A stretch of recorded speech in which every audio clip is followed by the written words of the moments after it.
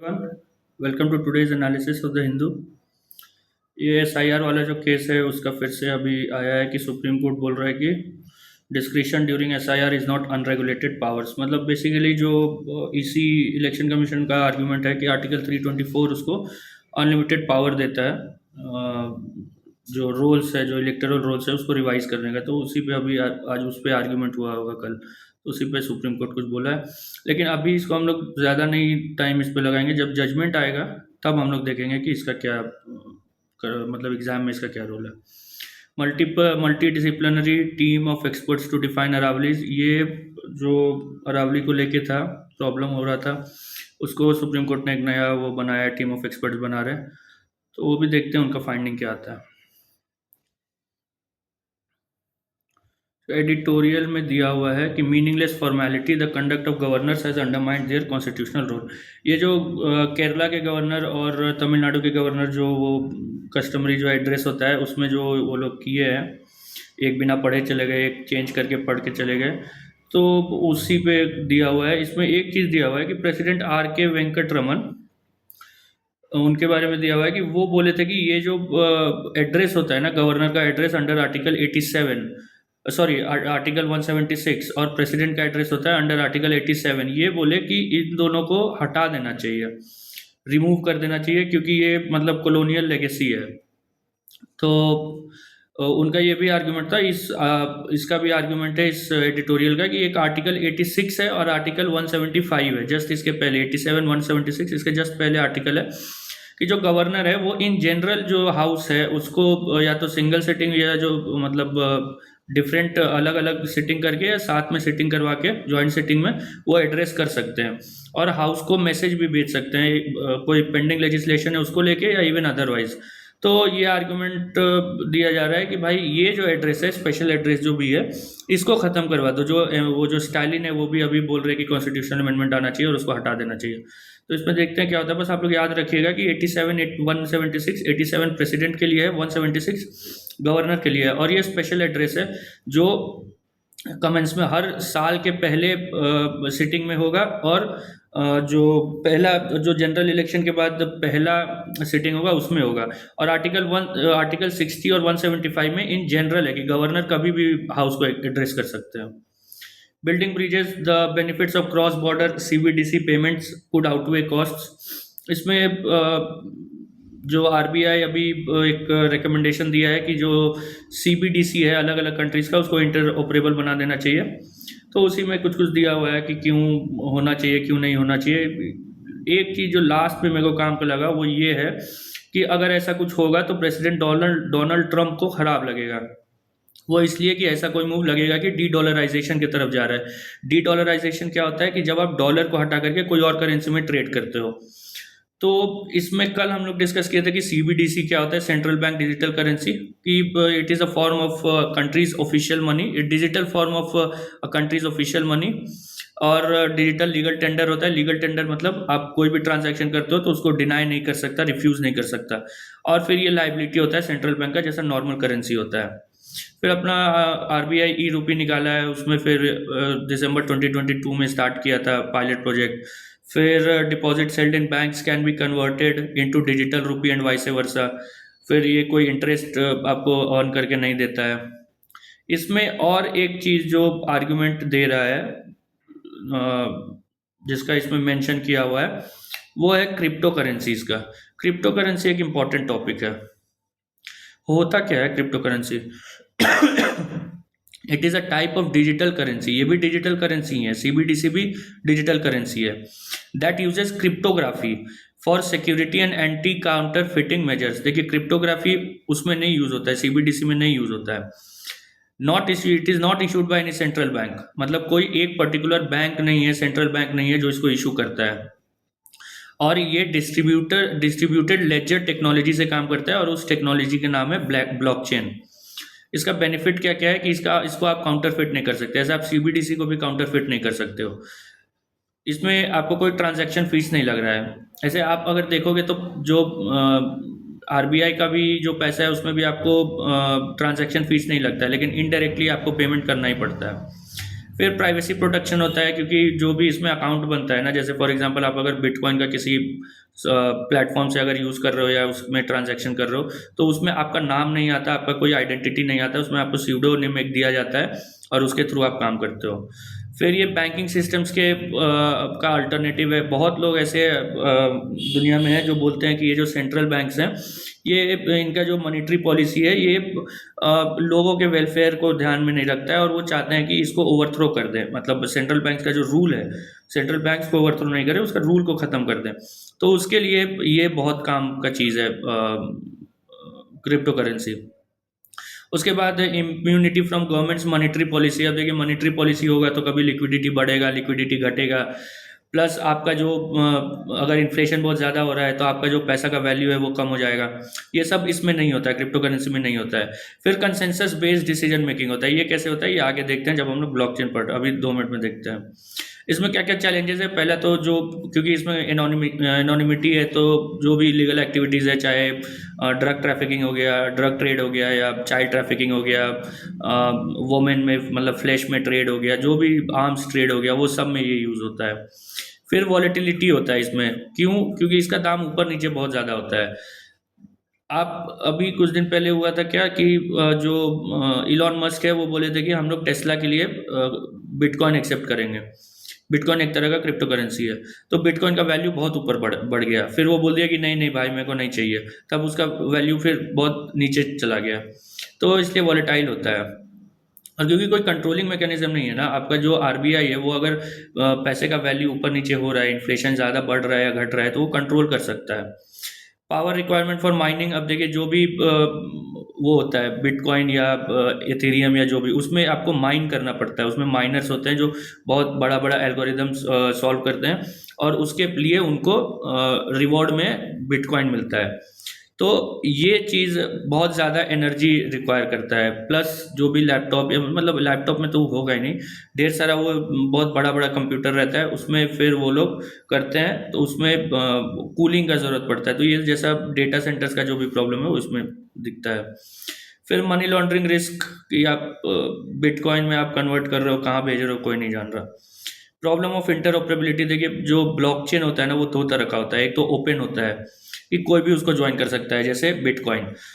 एक होता है क्लोज्ड, कि कोई सर्टेन लोग ही, फॉर एग्जांपल एक कंपनी अपना ब्लॉकचेन बनाए हुए है, उसमें आप एंटर नहीं कर सकते जब तक आपको परमिशन नहीं मिलेगा। तो अगर आपके पास ब्लॉकचेन है लेकिन एथेरियम नहीं है, तो आप उसको इंटरऑपरेबल नहीं, मतलब आप एक्सचेंज नहीं कर सकते हो डायरेक्टली। तो ये एक प्रॉब्लम आता है। फिर ब्लॉकचेन टेक्नोलॉजी क्या है, तो ब्लॉकचेन आर ओपन। ओपन मतलब कोई भी किसी भी चीज़ के लिए इसको यूज़ कर सकता है। डिस्ट्रीब्यूटेड लेजर्स, मतलब ऐसा कोई लेजर मतलब क्या होता है, वो जो खाता बही जो लिखते हैं वो होता है। डिस्ट्रीब्यूटेड है मतलब वो अलग अलग कंप्यूटर्स पे, ढेर सारे कंप्यूटर पे वो डिस्ट्रीब्यूटेड है, सबके पास वो है, किसी एक के पास नहीं है और सबके पास है। या दैट होगा, देन नहीं होगा। That can chronologically record transactions. Chronologically मतलब एक के बाद एक के बाद एक के बाद एक के बाद, between two parties in near real time. अब देखिए, इसको क्या है कि कोई बोलेगा कि इसको ट्रांजैक्शन है, वो लेजर है, सबके पास है, तो उसको ऑल्टर कर दो। वो नहीं हो सकता। उसको करने के लिए बहुत भारी भारी आपको एल्गोरिदम चेंज करना पड़ेगा, और अगर एक ब्लॉक को आप चेंज करते हो तो आपको सारे ब्लॉक्स को चेंज करना पड़ेगा। वो क्यों होगा वो देखते हैं। देखिए, कोई रिक्वेस्ट करेगा कि एक ट्रांजैक्शन करना है, मतलब कुछ भी, ऐसा ज़रूरी नहीं है कि आप बस पैसा, क्योंकि ब्लॉकचेन बहुत सारी चीज़ों में यूज़ हो रहा है। तो अभी लेते हैं कि क्रिप्टो में यूज़ हो रहा है, तो कोई बोलता है कि ट्रांजैक्शन करना है, तो वो requested transaction is broadcast to P2P network consisting of computers known as nodes. ये ढेर सारे कंप्यूटर्स होंगे, उनको जाएगा कि भाई देखो ये वाला ट्रांजैक्शन है, इसको वैलिडेट करना है। तो फिर P2P नेटवर्क जो भी होंगे, वो नोड्स जो भी वो अलग अलग कंप्यूटर्स रहेगा, वो उसको वैलिडेट करेगा। End user status using known algorithm. अब ये नोन एल्गोरिदम क्या है कि देखिए, उनको दिया जाएगा, जैसे फॉर एग्जांपल अगर 10 कंप्यूटर है और उसमें उसको वैलिडेट करना है, तो सबके पास वो जाएगा और उनको एल्गोरिदम सॉल्व करना पड़ेगा। वो एल्गोरिदम सॉल्व करके वो उसको वैलिडेट कर देंगे। अब वो क्यों करेगा वैलिडेट, उसको क्या मतलब है, दो लोगों का ट्रांजैक्शन है, तो उसको मिलेगा, अगर वो एक बार वो वैलिडेट करेगा तो उसको रिवॉर्ड मिलेगा, बिटकॉइन मिलेगा, एथेरियम मिलेगा, जो भी उसको मतलब करेंसी है या जो भी चीज़ है, उसको रिवॉर्ड मिलेगा। तो इसलिए ये लोग ये काम करते हैं। अब वंस वेरीफाइड, एक बार अगर वेरीफाई हो गया, the transaction is combined with other transactions to create a new block of data for ledger. अब ये देखिए, ये एक है, फिर ये एक है, फिर ये एक है, ऐसे जुड़ते गया, ये सबसे लेटेस्ट वाला ये इसमें जुड़ गया। The new block is then added to the existing blockchain in a way that is permanent and unalterable. अब लिटरल वे में ये अनऑल्टरेबल नहीं है, इसको ऑल्टर किया जा सकता है, लेकिन वो इतना टफ है कि वो पॉसिबल नहीं, मतलब ह्यूमनली पॉसिबल नहीं है। उसको अगर आप इसको चेंज करोगे ना, हर एक जो नोड है उसको मिलता है एक हैश।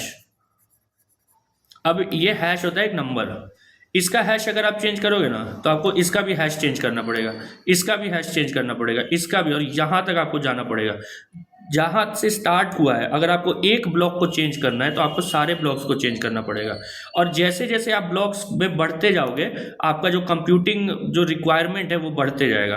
तो यहाँ तक पहुँचते पहुँचते आप मतलब कर ही नहीं सकते हो।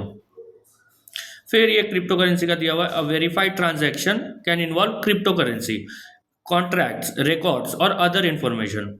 क्रिप्टो करेंसी का क्या है, हैज़ नो इंट्रिंसिक वैल्यू, इसका कोई इंट्रिंसिक वैल्यू नहीं है, क्योंकि एक किसी चीज़ में नहीं है, ये बस ऐसे ही है, हवा में है, बस डिमांड एंड सप्लाई है तो इसका वैल्यू है। That is not redeemable for another commodity, has no physical form and exists only in the network.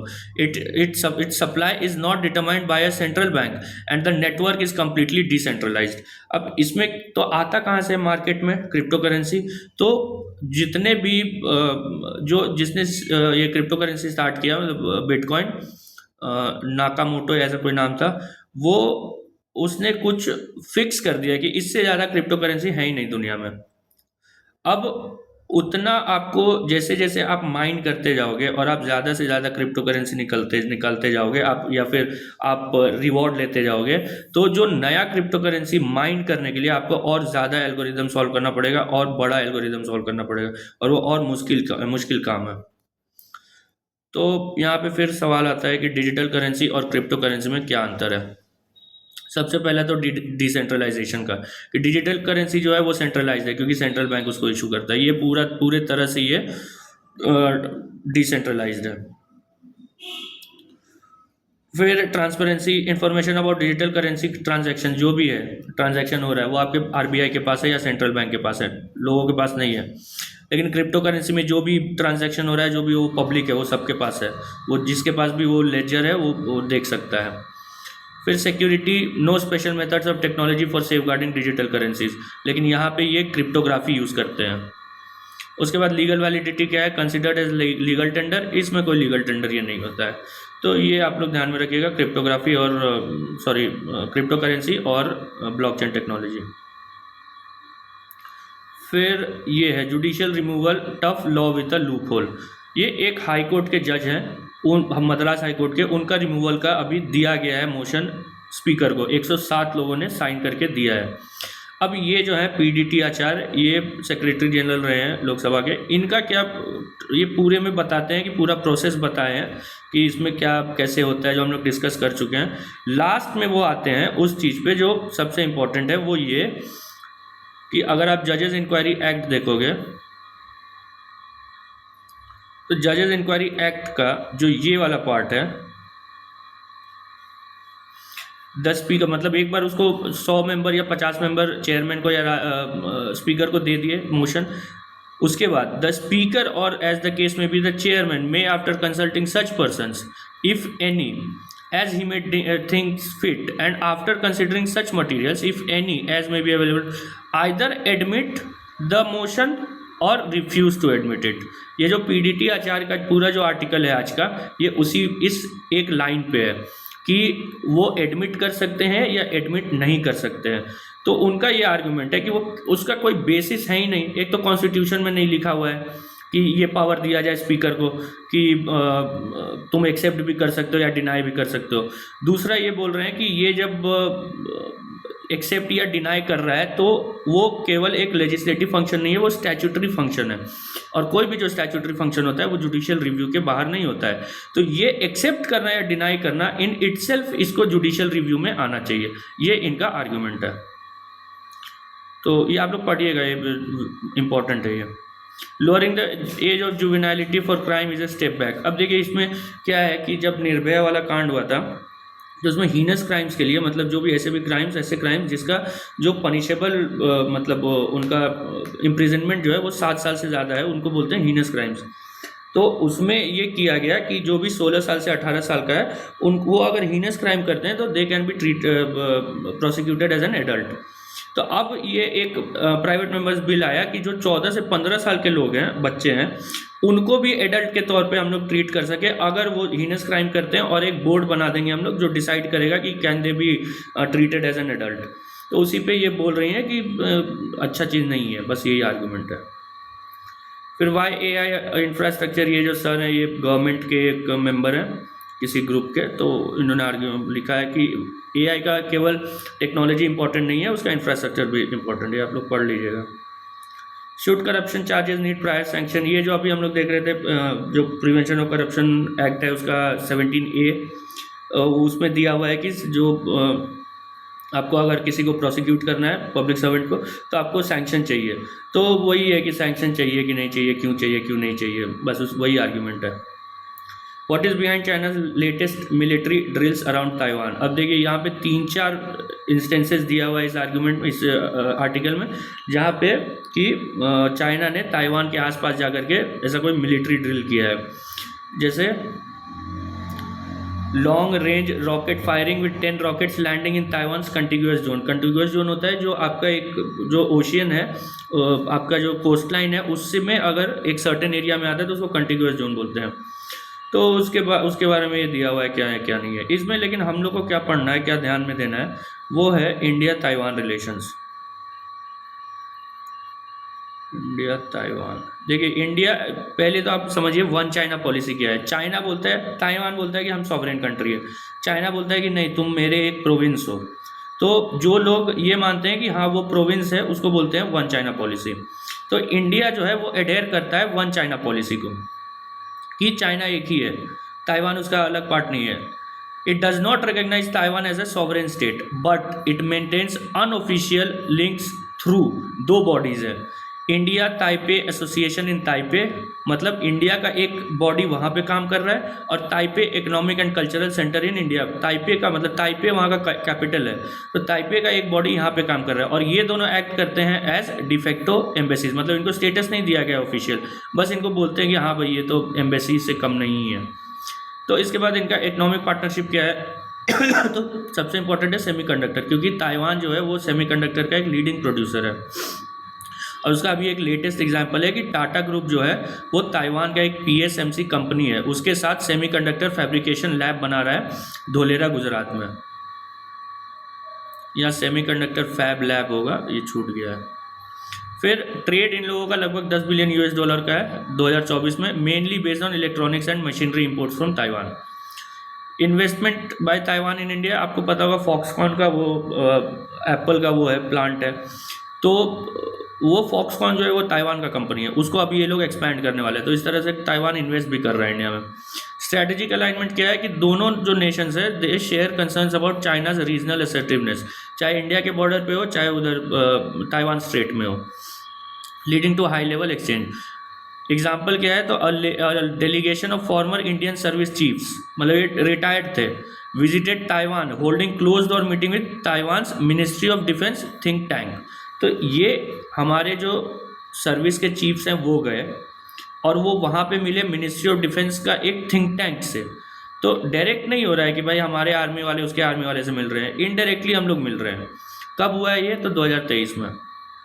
फिर पीपल टू पीपल टाइज, जैसे एजुकेशन में, कल्चर में, लेबर में, और 2024 में एक लेबर एग्रीमेंट हुआ था कि ताइवान में वो है लेबर का शॉर्टेज है, तो उसको फिक्स करने के लिए इंडिया से लेबर जाएंगे। और ये वाला ये मैप है, देखिए यहाँ पे ये ताइवान है,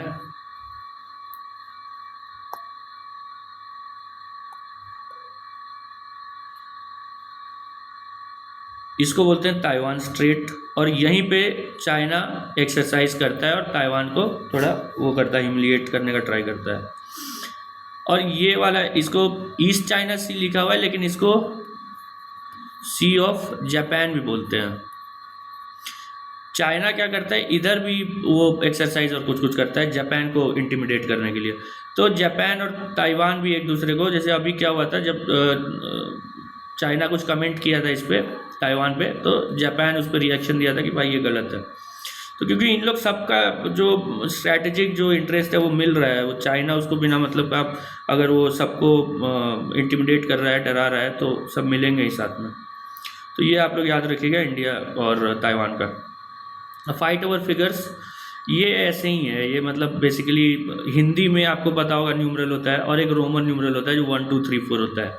तो इसमें है कि कॉन्स्टिट्यूंट असेंबली में डिबेट हुआ था और बहुत भारी डिबेट हुआ था, और उसमें फिर कुछ कॉम्प्रोमाइज़ हुआ, बस वही दिया हुआ है।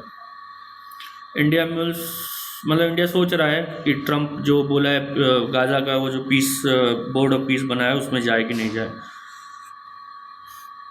कोकराझार में झगड़ा हुआ था। ये देखिए ये जो है स्वामी अविमुक्तेश्वरानंद सरस्वती, ये जो है ये ज्योतिष पीठ है बद्रीनाथ में, उसके हेड हैं। और जो भी ये 4 मठ हैं इनको बोला जाता है शंकराचार्य। तो उसी में यूपी में कुछ ये लफड़ा हुआ था, इसमें आपको क्या जानना है वो बताते, ये जो हुआ वो छोड़ दीजिए। शंकराचार्य कौन थे? शंकराचार्य, इनका जन्म हुआ था 788 में और बहुत 32 साल की उम्र में इनका देहांत हो गया था। कलाडी में मतलब केरला में इनका जन्म हुआ था। इनका फिलॉसफी क्या है, फिलॉसफी समझिए। इनका है अद्वैतवाद। 3 होता है, एक होता है द्वैतवाद, एक होता है अद्वैतवाद, एक होता है विशिष्ट अद्वैतवाद। आज हम लोग देख रहे हैं अद्वैतवाद, नॉन डुअलिज्म। ये क्या बोलता है कि जो ब्रह्म है और जो आत्मा है वो दोनों एक होता है। मतलब ब्रह्म मतलब अल्टीमेट रियलिटी, जो है जिसमें है जिससे है वो अल्टीमेट रियलिटी है। एक एग्जाम्पल ये देते हैं कि एक समुद्र है और उसमें एक पानी का कोई भी वेसल है, तो जो वेसल के अंदर है वो भी ब्रह्म है और जो पानी के बाहर है वो भी ब्रह्म है। तो ह्यूमन सोल के अंदर, ह्यूमन बॉडी के अंदर जो है वो भी ब्रह्म का ही अंश है। तो ये दोनों चीज़ सेम है, ब्रह्म और आत्मा। लेकिन जो रियलिटी, जो हम लोग जिसको रियलिटी समझते हैं इस दुनिया को, ये माया है। और इस माया के कारण हम लोग ये रियलाइज़ नहीं कर पा रहे हैं कि ब्रह्म और जो आत्मा है वो एक है। और जिस दिन हम लोग इस माया को ओवरकम कर लेते हैं तो ब्रह्म और आत्मा हम लोगों का मिल जाता है और उससे हम लोगों को मोक्ष मिल जाता है। मोक्ष क्या होता है, तो मोक्ष मिलेगा कैसे, तो शंकर इसके लिए बोलते हैं ज्ञान मार्ग। अब जैसे इसके लिए भी है ज्ञान मार्ग, भक्ति मार्ग, कर्म मार्ग, योग मार्ग। तो उसमें ये बोलते हैं ज्ञान मार्ग मतलब ब्रह्म का ज्ञान, उससे क्या होगा, आपको मोक्ष प्राप्त होगा। और जो माया, इनका मतलब जो रियल वर्ल्ड जिसको हम लोग रियलिटी समझते हैं वो माया है। इनका एक कोट है, एकम सत्यम जगत मिथ्या, मतलब सत्य एक है और जो रियलिटी, जो वर्ल्ड है वो मिथ्या है, मतलब इल्यूजन है। फिर एक है तत्त्वमसि अहम ब्रह्मास्मि, तत्त्वमसि मतलब तत् मतलब तुम, तत् मतलब वो, त्वम मतलब तुम, और असि मतलब हो, वो तुम हो मतलब तुम भी ब्रह्म हो। अहम ब्रह्मास्मि मैं ब्रह्म हूँ। तो ये बेसिकली ये बोल रहे हैं कि दोनों जो ब्रह्म और अल्टीमेट रियलिटी और जो ये है आत्मा है ये इनडिस्टिंग्विशेबल है। और द्वैतवाद है जिसमें बोल रहे हैं कि दोनों डिफरेंस है दोनों में। और रामानुजाचार्य हैं, बोलते हैं कि दोनों सेम है लेकिन इसमें जो फॉर्म है उसको हम लोग समझ नहीं सकते हैं, तो उसके लिए भक्ति मार्ग वो बोल रहे हैं। फिर इन्होंने 4 मठ स्थापित किए। पहला श्रृंगेरी कर्नाटका में, दूसरा पुरी उड़ीसा में, तीसरा द्वारका गुजरात में और चौथा ज्योतिर्मठ जोशी मठ में जो उत्तराखंड में। और उसी के वो शंकराचार्य हैं जो भी उनका लंबा चौड़ा जो नाम है। तो बस ये वाला, और ये जो हमारा ये जो फोटो है ये इन्हीं का है, मतलब ऐसा बोलते हैं इनका है, पता नहीं कैसे दिखते थे लेकिन यही है। तो transfer of Sambhal judicial magistrate, military power, freebies, logical discrepancies, no appeals filed, ये सब फिर ऐसे ही हैं। Face corrupt power. ढाका में इंडियन एम्बेसी को प्रोटेक्शन दिया गया है क्योंकि वहाँ पथराव हो रहा है। Big AI spending does not guarantee geopolitical power. ये हमारे जो अश्विनी वैभव साहब हैं ये गए हैं डावोस वर्ल्ड इकोनॉमिक फोरम पे, उस पर कल डिस्कस करेंगे हम लोग। उसमें ये बोल रहे हैं कि big AI just because you are spending more on AI does not mean that you will have geopolitical power. तो ये ठीक है, इनका बोलना भी एक तरह से सही है, लेकिन एआई आजकल क्योंकि हर चीज़ में ही आप इनकॉर्पोरेट कर रहे हो, तो एआई को वैसा भी नहीं बोल सकते कि भाई जिनके पास कुछ भी जो मॉडर्न टेक्नोलॉजी है उनको कुछ तो एक एडवांटेज रहता ही है। और ये उनके पास है, मतलब जो अगर गरीब है वो अगर बोले कि पैसा काम का नहीं है, जो अमीर है वो बोले कि पैसा काम का नहीं है, दोनों में अंतर है। तो इंडिया के पास वैसा एआई अभी है नहीं, तो इंडिया को मेरे हिसाब से नहीं बोलना चाहिए कि एआई उसे आपको जियोपॉलिटिकल पावर मिलता है कि नहीं मिलता है। DOT allows use of half of 6, देखिए गीगा 6 ये क्या होता है, बैंड क्या होता है। आप जब भी ये रेडियो बैंड जो होता है ये टेलीकम्युनिकेशन के लिए सबका बैंड्स आपको अलग अलग यूज़ होता है। जैसे हम लोग देखे थे एक बार कि स्पेक्ट्रम के लिए भी, ये सैटेलाइट्स के लिए भी स्पेक्ट्रम मिलता है। तो वैसे ये बोल रहा है कि जो 6 गीगाहर्ट्ज़ है, मतलब जो फ्रीक्वेंसी 6 गीगाहर्ट्ज़ वाला जो है वो वाईफाई के लिए यूज़ हो सकता है। एयरफोर्स प्लेन, ये वाला जो है Lancet experts call for a citizen centric health care delivery and use of technology. ये लैंडसेट में एक रिपोर्ट आया है, रिपोर्ट भी क्या, एक आर्टिकल आया है, और ये आर्टिकल कुछ इम्पॉर्टेंट भी है क्योंकि ये क्या बोल रहा है कि जो हेल्थ केयर है वो अभी जिस हिसाब से है वो उस हद तक यूनिवर्सल हेल्थ कवरेज में मदद नहीं करेगा जो हम लोग चाह रहे हैं, जिस स्पीड पे चाह रहे हैं। तो उसके लिए वो कुछ सुझाव देता है। पहला वो क्या बोल रहा है कि हम लोगों को we should transition from focusing only on professional qualification की बस MBBS है, MD है, MS है, उससे हम लोगों को हट के we should emphasise competencies, values and motivations and empower frontline workers and AYUSH practitioners। मतलब केवल अभी जैसे एक डॉक्टर का आया था वीडियो कि भाई वो पेशेंट को मार रहा है, तो उसका मतलब हाँ उसको क्वालिफिकेशन है, लेकिन उसका मोटिवेशन क्या है, उसके वैल्यूज़ क्या हैं, ये इंपॉर्टेंट है। दूसरा कि हमारे जो फ्रंटलाइन वर्कर्स हैं जो कोविड में इतना काम किए, जो आशा वर्कर्स हैं, इन लोगों का रोल क्या है, और जो हमारे जो आयुष जो ट्रेडिशनल मेडिसिन प्रैक्टिशनर्स हैं उनका क्या रोल होना चाहिए। तो इस पे वो थोड़ा वो चाह रहा है कि हम लोगों को सोचना चाहिए। फिर इंश्योरेंस सेक्टर जो है उसमें कुछ कुछ प्रॉब्लम्स हैं, जैसे फॉर एग्जांपल कॉर्पोरेटाइजेशन हो गया, या हाई प्रीमियम कॉस्ट हो गया, या जो वो सेटलमेंट होता है वो कम होता है, ये सब उसमें मेंशन नहीं है, हम बता रहे हैं। तो ये सब हम लोगों को थोड़ा ओवरकम करना होगा। उसके बाद वो एक इम्पॉर्टेंट चीज़ जो डिस्कस करता है वो है यूज़ ऑफ टेक्नोलॉजी। तो जैसे integration of diverse registered health care providers with multiple types of patients, कि जो एक तरफ आपको डिमांड है डॉक्टर्स का, एक तरफ सप्लाई है आपका डॉक्टर्स का, दोनों को लिंक कर दीजिए पेशेंट और डॉक्टर्स को। दूसरा है, ये वाला इंपॉर्टेंट है कि फैसिलिटेट हेल्थ डेटा एक्सचेंज। अभी क्या होता है कि अगर कोई फॉर एग्जांपल बिहार का बंदा है या यूपी का बंदा है और वो जाता है कर्नाटका और उसका रोड एक्सीडेंट हो जाता है, अब इवन उसका ब्लड ग्रुप क्या है ये भी उसको चेक करना पड़ेगा डॉक्टर को, क्योंकि उसके पास है नहीं, मतलब वो डेटा ही नहीं है, या तो उसके पास कोई आइडेंटिटी कार्ड हो जिस पे उसका वो लिखा हुआ हो। तो अगर हमारे पास एक सेंट्रल डेटाबेस हो जिसमें जो बेसिक जो वो मेडिकल हिस्ट्री है उसका, अगर कोई बीमारी रहा है, कोई हार्ट का इशू है, कोई लंग का इशू है, लिवर का इशू है, कोई दवा उसको नहीं खाना चाहिए, ऐसा अगर हम लोग एक डेटा सेंटर बना सके, डेटा वो एक हब बना सके तो बहुत यूज़फुल रहेगा।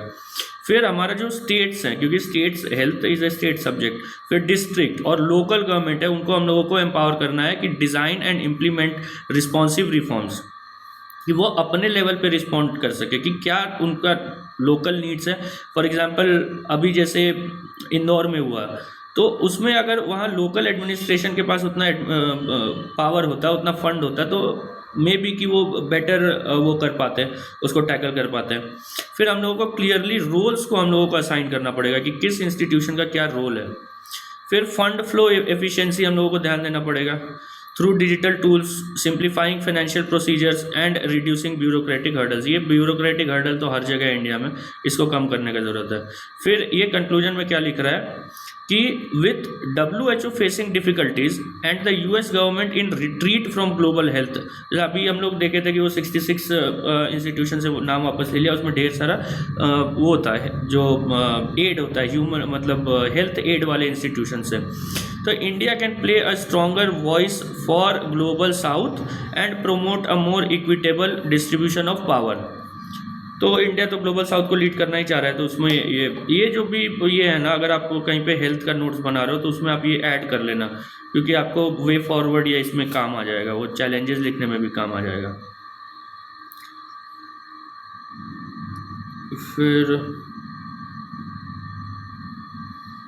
लैंडसेट का हो गया। Geopolitical tensions point two elevated risk policy uncertainty. अभी जो भी ये चल रहा है, चाहे ईरान का वो दिक्कत हो, ईरान में जो प्रोटेस्ट हुआ, फिर यूएस का ग्रीनलैंड वाला हो, वेनेजुएला वाला हो, या यमन में हो, जो भी मतलब अनसर्टेनिटी है उसके बारे में ये लिख रहा है। आरबीआई का ये बुलेटिन है, उसमें यही जो जियोपॉलिटिकल रिस्क्स हैं उसके बारे में लिखा हुआ है। और लेकिन मतलब अल्टीमेटली ये बोल रहा है कि भाई हमारा जो भी डेटा है, जो भी हमारा सिचुएशन है वो बहुत अच्छा है, हमारा जीडीपी ग्रोथ अच्छा है, फास्टेस्ट ग्रोइंग इकॉनमी है हम, इन्फ्लेशन बहुत कम है, उसको थोड़ा ज़्यादा होना चाहिए लेकिन फिर भी ठीक है, और जो भी मतलब ये इंडिकेटर्स आते हैं वो सही है, इसलिए इंडिया बहुत बढ़िया जगह पे है, ये बोल रहा है ये जो भी ये बुलेटिन है। कैबिनेट ओके 5 सिड भी क्या है, तो एक आईफाई है, ऑल इंडिया फाइनेंशियल इंस्टीट्यूशन। ये ऐसे इंस्टीट्यूशन होते हैं जो आगे लेंड करते हैं, तो उसको 5,000 करोड़ रुपए दे रहा है। रुपया थोड़ा गिर गया। क्रिटिकल स्ट्रेटेजिक मिनरल तो चल ही रहा है अभी न्यूज़ में। फिर आइए यार, इंटरनेशनल वाले में कुछ नहीं, डावोस में ट्रम्प पहुंच गए, वहाँ पे कुछ कुछ बोल दिए। ये है जो स्टारमर हैं, ये यूके के प्राइम मिनिस्टर हैं, ये बोल रहे हैं कि भाई देखो मतलब we will take a stand against US Iran issue threats of broad scale conflict. अब ये दोनों का भी चल रहा है। और ये कैरनी है, ये कनाडा के पीएम है, इन्होंने एक क्या स्पीच दिया है बहुत खास, कि हम लोगों को मतलब पूरी दुनिया को जो यूएस और चाइना या कोई भी जो ग्रेट पावर स्ट्रगल होता है, जो मिडिल कंट्रीज़ होते हैं, उनको उसमें नहीं पड़ना चाहिए और उनको अपना रास्ता तय करना चाहिए।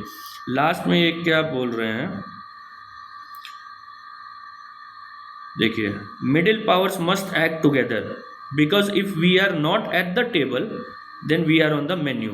तो इनका बेसिकली इसमें इंडिया भी उसी पावर में आता है। इंडिया कोई वो मत सोचेगा कि मतलब वो भी मिडिल पावर में ही आता है।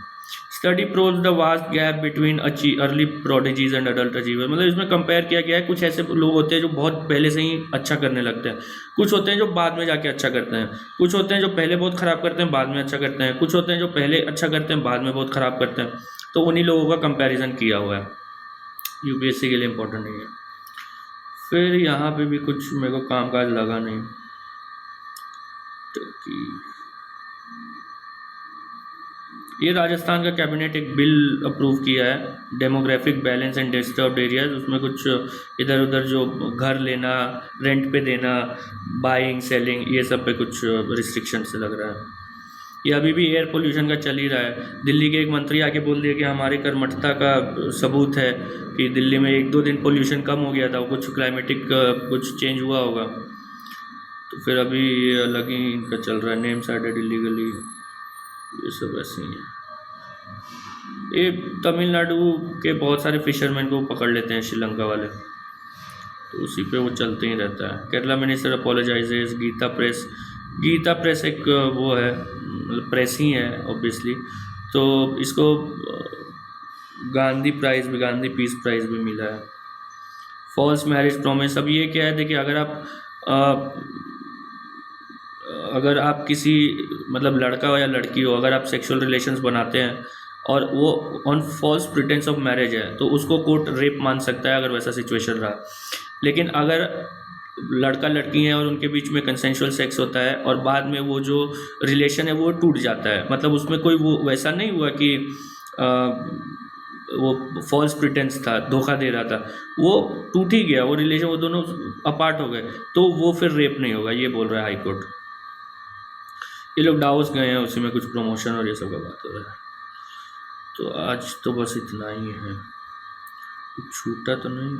आदि शंकराचार्य हो गया, क्रिप्टो करेंसी हो गया, लैंडसेट का हो गया, इंडिया ताइवान हो गया, कुछ PYQ है।